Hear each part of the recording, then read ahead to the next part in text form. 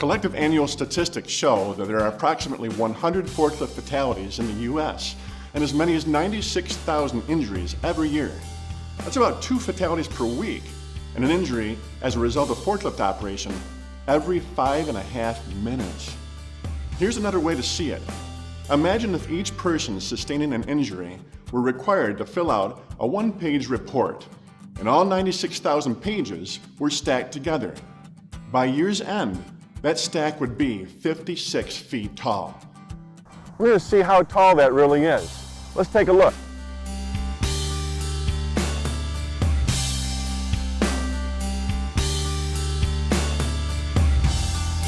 And of this stack, how much would it take to make a difference in your organization?